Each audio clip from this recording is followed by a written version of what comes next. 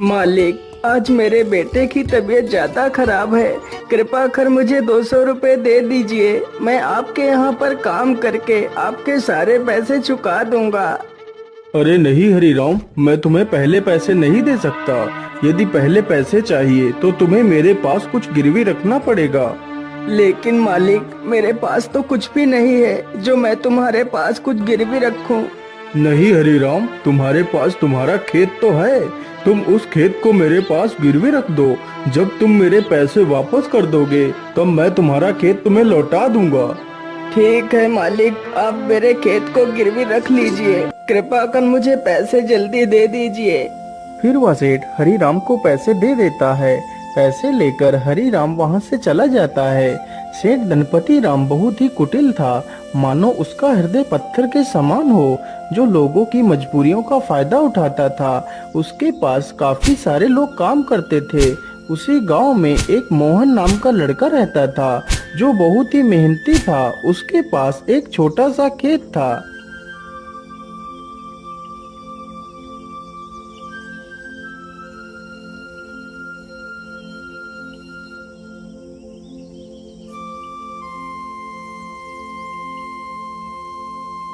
अरे मोहन बेटा, जरा पानी वानी तो पी लो। तुम तो कितनी मेहनत करते हो। हाँ चाचा, क्या करूं, बिना मेहनत के तो कुछ होगा भी नहीं। हाँ बेटा, तुम्हारी इसी मेहनत की वजह से ही तुम इस छोटे से खेत में दोगुनी फसल उगा पाते हो।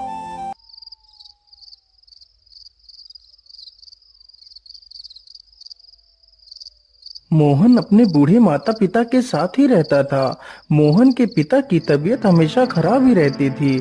घर की सारी जिम्मेदारियां मोहन के कंधों पर ही थी। पिताजी, आज तो आपकी दवाई खत्म हो गई है। कोई बात नहीं बेटा, तुम कल मेरे लिए दवाई ले आना।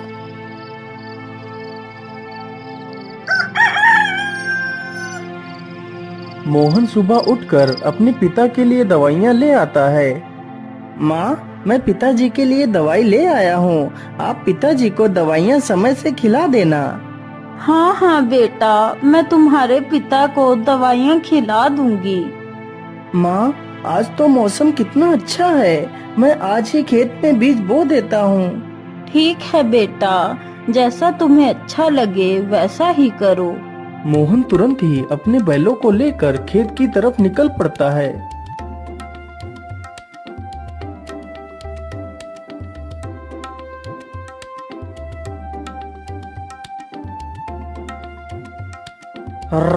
चल चल चल चल चल, आज हमें इस खेत को जोतना है और इसमें बीज बोना है।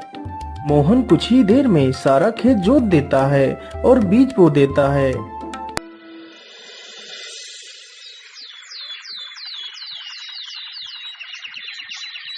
कुछ ही दिनों में खेत में बहुत अच्छी फसल तैयार होती है। अरे मोहन भाई, हर बार की तरह इस बार भी आपके खेत में कितनी अच्छी फसल तैयार हुई है। हाँ मदन भैया, यह सब ऊपर वाले का ही आशीर्वाद है, जो हर बार मेरे खेत में इतनी अच्छी फसल होती है। वे दोनों आपस में बात कर ही रहे थे कि तभी काले बादल छा जाते हैं।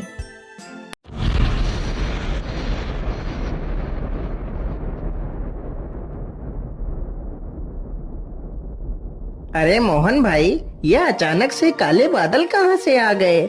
मुझे लगता है आज तो कितनी जोर का तूफान आने वाला है। चलो जल्दी से घर चलते हैं। अरे मदन भाई, ठीक ठीक बोलो। यदि तूफान आ गया तो हमारी सारी फसलें बर्बाद हो जाएंगी। वे दोनों इतनी बात कर ही रहे थे कि तभी जोर जोर से हवाएं चलने लगती हैं और हवाओं के साथ जोर की बारिश आ जाती है। अरे ये क्या हो गया। ये तो बहुत जोर की बारिश आ गई। अरे मोहन भाई, यहाँ से जल्दी चलो, नहीं तो हम लोग भीग जाएंगे। दोनों जल्दी से एक बड़े से पेड़ के नीचे जाकर खड़े हो जाते हैं। मदन भाई, यदि ऐसे ही बारिश होती रही तो हमारी सारी फसलें बर्बाद हो जाएंगी। कुछ ही देर में बारिश के साथ साथ ओले भी गिरने लगते हैं। देखते ही देखते कुछ देर में ही सारी फसलें बर्बाद हो जाती हैं। हाय हाय, ये क्या हो गया? हे ऊपर वाले, ये तूने क्या कर दिया? अब तो सारी फसलें बर्बाद हो चुकी हैं। अब मैं क्या खाऊंगा और अपने बूढ़े माता पिता को क्या खिलाऊंगा?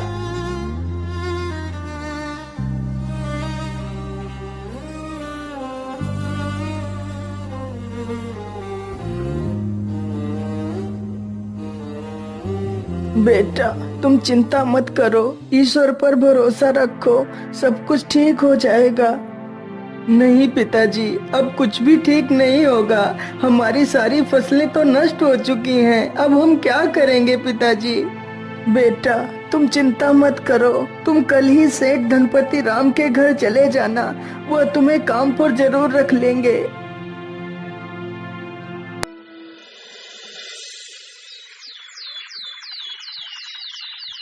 अगले ही दिन मोहन सेठ धनपति राम के पास जाता है।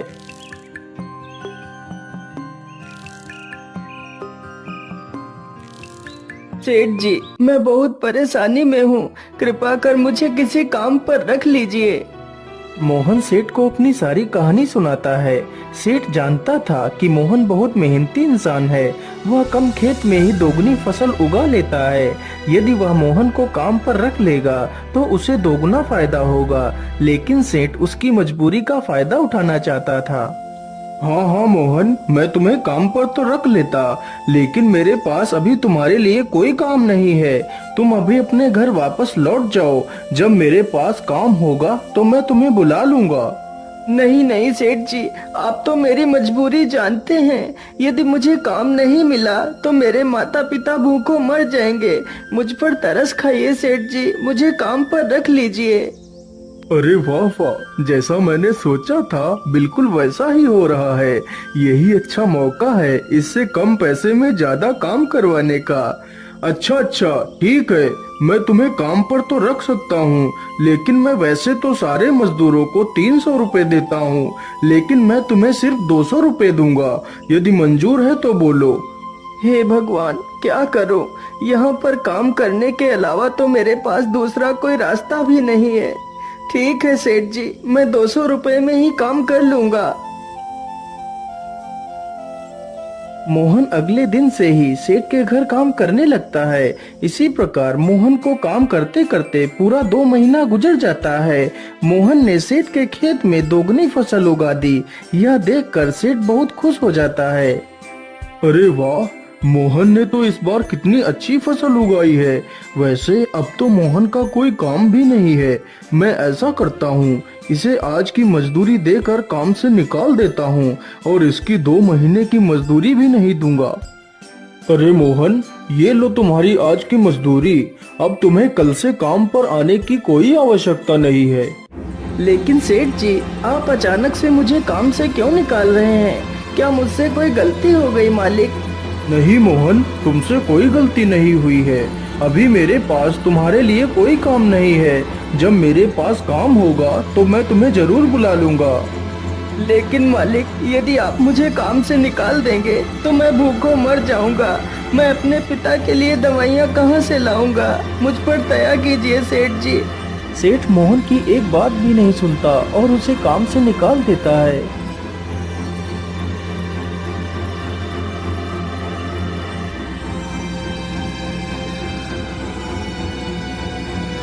अरे बेटा, आज तुम खाली हाथ ही आए हो। आज तुम घर का राशन तो लाए ही नहीं। माँ, मुझे माफ कर दीजिए। अब मैं आपके लिए कुछ भी नहीं कर सकता। लेकिन बेटा, आखिर क्या बात है? तुम इतना परेशान क्यों हो? फिर मोहन सारी कहानी अपनी माता को सुनाता है। अब आप ही बताइए माँ, मैं क्या करूँ? कहाँ काम करूँ? किसके सामने हाथ फैलाऊं? बेटा, तुम परेशान मत हो। हम लोग आज पानी पीकर ही सो जाएंगे। वैसे भी मुझे तो भूख नहीं लगी है। और बेटा, तुम हार मत मानो। तुम कल फिर से सेठ के पास जाना। हो सकता है सेठ तुम्हें काम पर रख ले।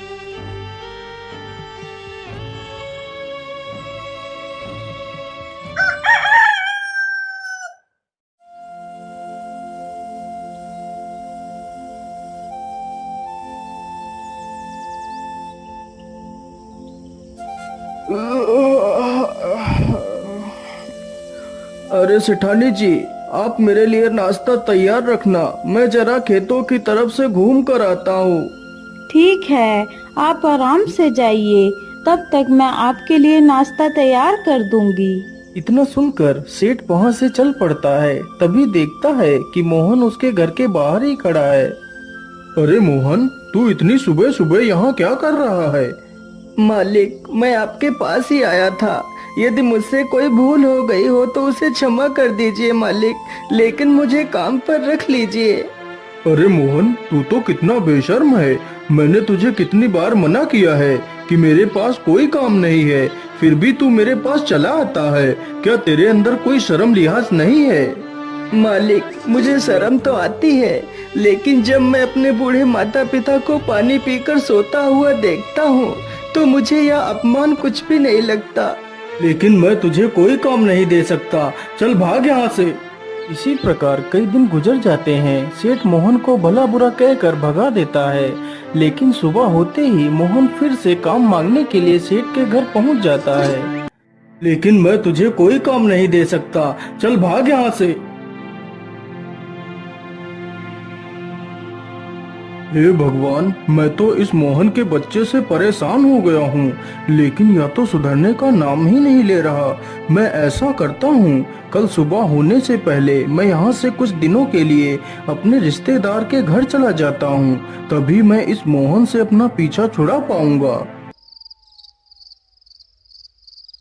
सुबह होने से पहले सेठ और उसकी पत्नी बैलगाड़ी में बैठकर वहाँ से चले जाते हैं।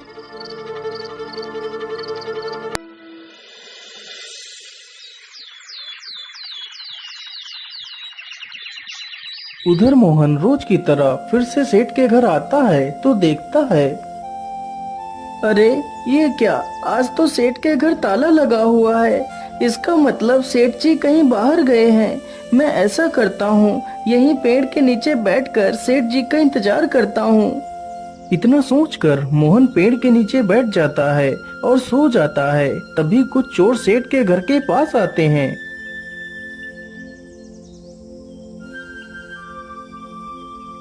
अरे लल्लन, आज तो यह दुष्ट सेठ है भी नहीं। आज अच्छा मौका है, चलो आज इस सेठ की सारी तिजोरी खाली कर देते हैं। चोर जल्दी से एक पत्थर उठाता है और ताले को तोड़ने लगता है।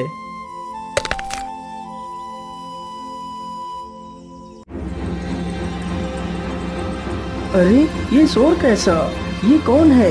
मुझे लगता है ये तो कोई चोर है। अरे रुक जाओ, तुम लोग ये क्या कर रहे हो? तुम सेठ के घर का ताला क्यों तोड़ रहे हो?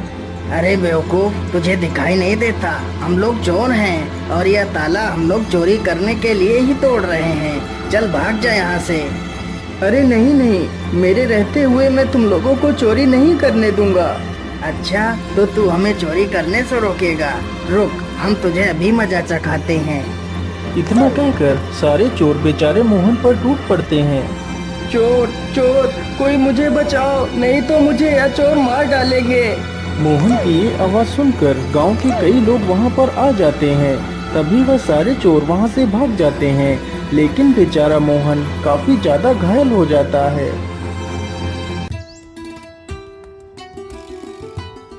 अरे सेठानी जी, अब तो हमें यहाँ पर कई दिन गुजर चुके हैं, चलो अब हमें घर वापस चलना चाहिए। इतना सोचकर सेठ और सेठानी दोनों अपने घर के लिए निकल पड़ते हैं।